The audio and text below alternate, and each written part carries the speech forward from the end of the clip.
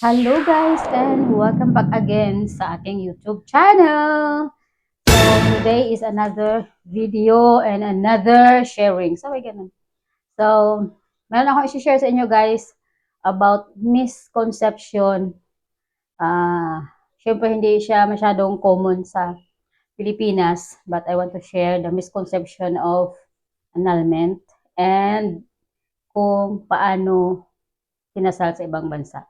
May mga misconception kasi na hindi nalalaman ng iba na they are believe na tama yung alam nila. So may ganun din.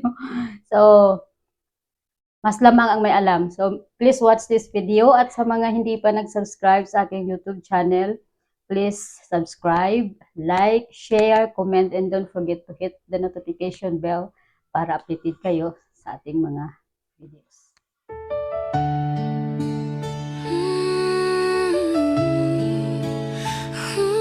Worth to wait.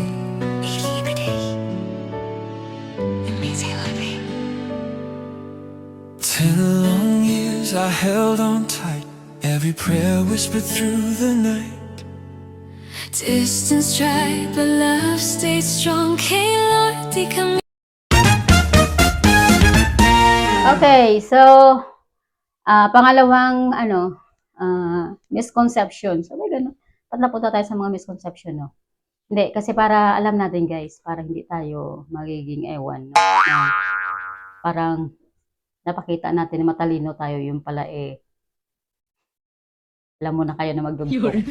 Ayan, so misconception sa annulment, pag hindi daw pumirma ang iyong ex or yung past relationship, hindi daw magagrant yung inyong annulment. Okay. What? So, ito yon sasabihin ko guys sa inyo. Very, very, tawag dito, common na sinasabi ng mga tao dahil ito lang din ang alam nila na once na nag-file ka ng annulment, need talaga mag-sign or mag-signature ang iyong ex or iyong partner, yung past mo na partner. So, ito yung sasabihin ko sa inyo guys.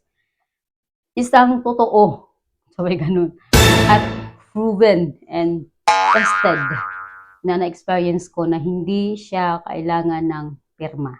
Pag na-prove mo sa court na mayroon siyang sira sa ulo, baliw siya, mayroon kang witnesses, nagpapakita na talagang mayroon siyang incapacity to have this kind of itong marriage na to, hindi niya kaya, wala siyang kapasidad, and mayroon kang witnesses from your relatives, from his relatives, and especially guys, yung galing sa doktor talaga. Meron akong pinanghawakan talaga na medical certificate from his psychiatrist. Ayan, so, for the sake sa word na psychiatrist, ibig sabihin meron siya talagang sira sa ulo. So, hindi naman magbigay siguro ng medical certificate ang kanyang mga previous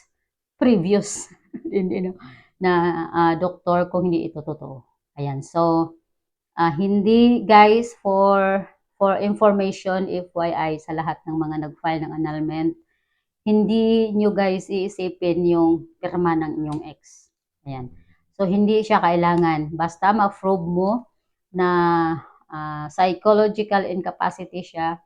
So, yun na yun. Yun lang. May mga witnesses ka, yun lang. Walang kailangan na magpirma siya guys. Sino ba siya na magpirma sa may ganun? Hindi siya kailangan. So, huwag kayo makinig sa mga sabi-sabi. Yan. Huwag kayo makinig sa mga sabi-sabi. Huwag kayo makinig sa mga usapang akala mo ay sila ay matalino.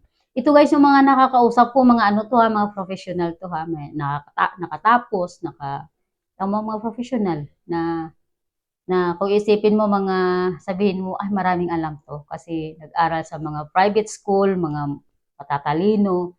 Pero guys, ito sasabihin ko sa inyo, hindi naman ako nagmamalaki.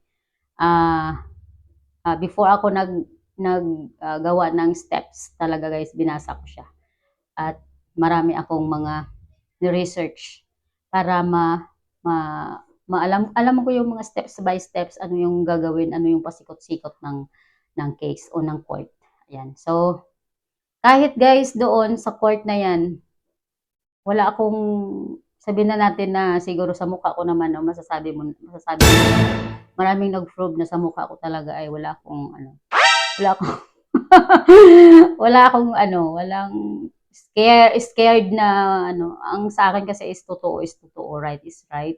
At wala akong katakutan kung sino ka man dahil pareho lang naman tayong kumakain ng kanin. Yan. Kahit saan ako dalhin guys, basta nasa tama ako, nasa tama talaga. Yan. So, kahit yung court gusto ko yan tanungin, o bakit ganito, ganyan. So, hindi ako na ilang magtanong dahil hindi ka naman ano doon, hindi ka naman gumawa ng eksena na mapasama sila at mapasama ka, di ba? Nagtatanong ka lang naman. And then, thankful naman ako dahil lahat naman ng mga tinatanong ko sa court ay sinasagot naman nila. And doon ko nga nalaman lahat. Yan. So, ayun, pag alam mong hindi ka sure, hindi mo sure ang mga bagay-bagay, huwag ka magsalita dahil ikaw lang yung mapahiya eh. Kahit ipilit mo pa yung sarili mo, mali ka pa rin dahil wala kang alam. May kang diretsahan. Kumbaga, ano lang yun eh, yun ang pwede paniwalaan mo, hindi naman totoo. Diba? Yung mga misconception, akala mo ay tama. Diba? Sinasabi nila na huwag magwalis daw sa gabi kasi yung blessing daw ay mawawala. Sino ang sabi? Eh, pag maglinis ka o malinis na, o magwalis ka, malinis na, anong blessing dyan? Nasa sayo yan kung magtrabaho ka o hindi. Kung tamad-tamad ka, di simple, wala ka talaga blessing. Kumbaga yung mga misconception na hindi naman totoo, pinapaniwalaan natin. So ito ay sinishare ko sa inyo para alam nyo din, lalo na sa mga katulad ko na mga single mom na struggle, paano yung ang gagawin, ano yung mga steps. So ito yung aking platform na ginagamit to share guys sa mga na-experience ko. Hindi ako nag-share dito ng hindi ko na-experience para yung mga nakikinig, mga tao na need nila ng mga information, so makita nila dito sa aking video. So yun yung sinishare ko. And thankful din ako sa mga nag-reach out, sa mga nagtatanong in private or sa comment about annulment na ito malapit na daw sila matapos, tapos nag-aantay na lang sila. So, hindi natin alam na sa kunting ano lang natin dito, video, or di naman tayo kasi kilala na malaking channel, pero mayroon tayo nare-reach out na mga tao na kailangan nila marinig to na mga misconception na minsan ay naniniwala din sila dahil wala may nag-guide. So, based lang sa experience ko, sinishare ko yung aking mga na-experience. So, yun, hindi kailangan ng pirma ng inyong ex. So, kung ma-prove nyo na may hindi niya kaya magbuo ng family and then may sakit siya, ma-prove nyo lang yan, may witness kayo, yun. Yun na yun. So, yun lang siguro. And my next video, one more misconception. Mga ito yung mga na-encounter ko eh. Na-encounter ko sa mga tao, mga alien. Mga alien na nagmamarunong. Ayan, sabihin na nagmamarunong. Ayan, so, walang alam pala. So, i-correct natin yan guys. Kung alam natin na, totoo kaya yung mga ito ganyan. So, i-search natin. Minsan kasi hindi naman tayo perfect.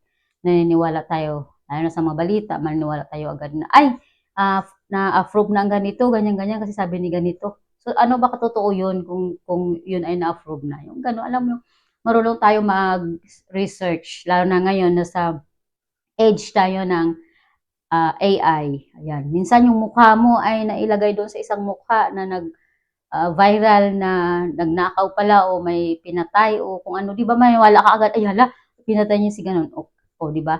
Kumbaga, maging aware tayo dahil nasa high technology na tayo ngayon. Pwede na yung sinasabi natin, yung mukha natin, ginagamit nila para manloko. Ayan. So, magiging aware tayo ngayon na huwag tayo agad-agad maniwala sa chismis. Yan, sa chismis.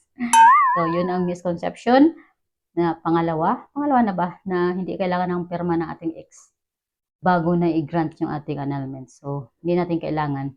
I-prove natin na totoo yung ating sinasabi, may witness tayo, mayroon tayong evidence, yun na. hindi kailangan, uulitin ko, hindi kailangan ang kanyang pirma. So, yun lang. And my next video, misconception about naman sa kasal. So, see you in my next video.